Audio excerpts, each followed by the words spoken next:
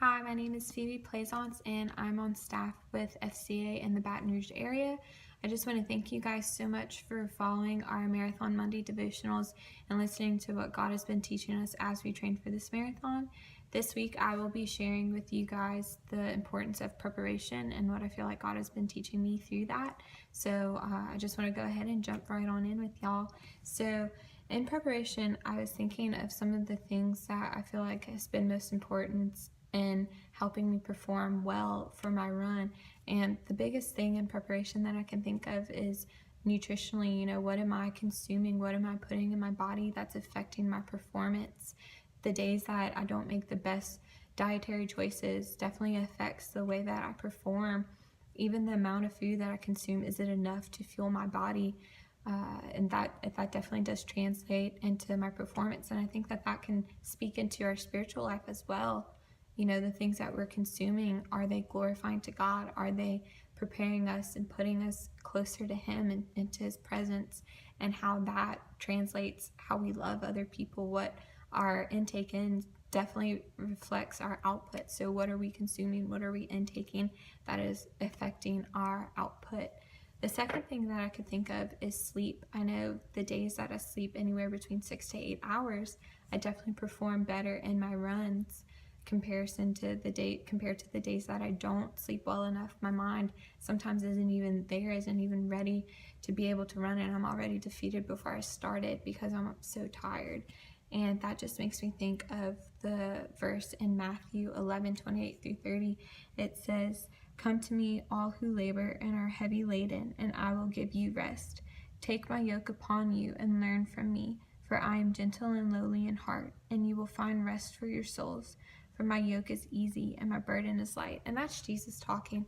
And I just think about the things in my life that I'm not surrendering to Him, and how that's not helping me feel free, that's not helping me feel refueled, that's not helping me feel refreshed, and that's actually hindering the way that I am loving others, the patience that I'm extending to others, and being a person that follows Christ, and how that's reflecting His character. So I think that rest and sleep does affect how we respond to things, from responding more than a reaction. Are we full of Him and finding rest in Him to be able to love people well? So apart from food, apart from the amount of sleep that I'm getting, I also think for you to prepare for well, you have to know what you need. You have to know the equipment that you need to have to go and do whatever you're called to go do well. So for me, for running, obviously I need good running shoes. I'll need to wear the right attire for the temperature that's happening or that's occurring that day to be able to run well. So that just makes me think of the verse in Ephesians 6:10-18, where it talks about the armor of God, the breastplate of righteousness, the belt of truth, the helmet of salvation. Are we as Christians clothing ourselves in Jesus, and the things that He wants to prepare us for battle? And the last thing that I can think of that has been a definite help is in my preparation is my mindset. If I'm about to go run and I know that I have 12 miles, to say in my mind that I will already go and complete it, that there's no hesitation. So whenever I get to mile 6 or 7 and I start getting tired, I've already set my mind on the goal that I have, and find strength in my mindset to go and accomplish that. And the verse that I can think of that speaks to that is 1 Timothy 1:7, and it says, "For God has given us a spirit not of fear, but of power and love and self-control."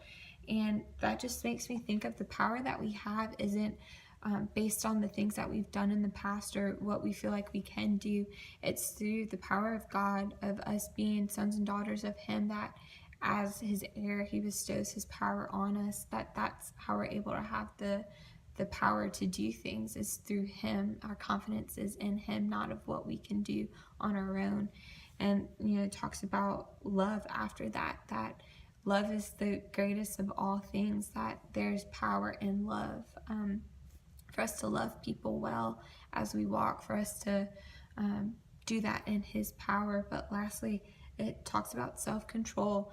For me to be able to eat healthy for me to be able to go to sleep on time, so I have enough rest for me to have the right attire to go and run. That all comes from self-discipline and self-control, to make sure I go grocery shopping, to make sure that I go to bed early enough and I've completed the things throughout my day so that I can sleep well and my mind's not going 1,000 miles an hour. But also for me to wash my clothes and have the right clothes to wear as I go run. So just to recap, all of that it definitely roots from preparation, to prepare those things well, to make sure that I'm setting myself up for the best performance that I can give, that is all glory to God. So I hope that's encouragement to you guys. And the reason that we're running this marathon is to raise money to impact the coaches and athletes in the Baton Rouge area with the gospel of Jesus Christ. And there's a few ways that you can partner with us and do that. First off, prayer would be a major thing for you to come along and partner with us in prayer, that our bodies can make it through and that God will come through and provide for us the $25,000 that is our goal to raise.